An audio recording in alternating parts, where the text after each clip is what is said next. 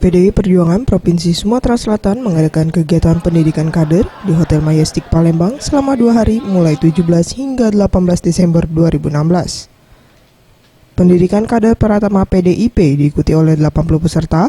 Acara yang dimulai Sabtu 17 Desember 2016 ini juga dihadiri Bendahara DPD PDI Perjuangan Sumsel Yuda Rinaldi, Wakil Ketua DPC PDI Perjuangan Kota Palembang Darmawan, serta seluruh kader PDI Perjuangan sekabupaten kota di Sumatera Selatan. Menurut Yuda Rinaldi selaku Bendahara DPD PDI Perjuangan Sumsel menyampaikan, setiap kota dan kabupaten mengirim 3 hingga 5 perwakilan. Dengan pendidikan ini diharapkan ke depan para kader bisa berada di tengah masyarakat, sehingga dapat mendengarkan aspirasi dari masyarakat dan langsung menyampaikan ke perwakilan partai. Kita ingin menyampaikan kepada mereka bahwa PDI Perjuangan ini harus berada di tengah-tengah masyarakat. Jadi harapan kita nanti kader-kader ini setelah pelatihan diberikan materi bahwa mereka bisa menyerap aspirasi dari masyarakat. Karena ujung tombak kita adalah mereka-mereka ini yang dibawa kan. Jadi bisa saja nanti ada permasalahan pendidikan atau permasalahan kesehatan atau infrastruktur.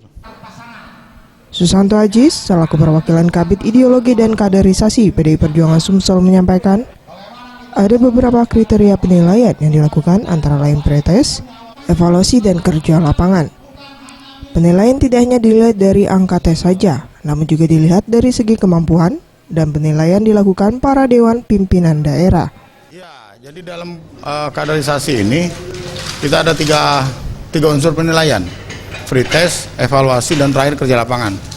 Kerja lapangan itu kita padatkan yang awalnya dari 4 bulan, kita padatkan menjadi 1 bulan. Dan 3 unsur kriteria ini yang nanti akan menentukan seberapa besar potensi, ya, tidak saja dilihat dari nilai, tapi dilihat dari kemampuan. Dan yang menentukan itu semua adalah Dewan Pimpinan Daerah.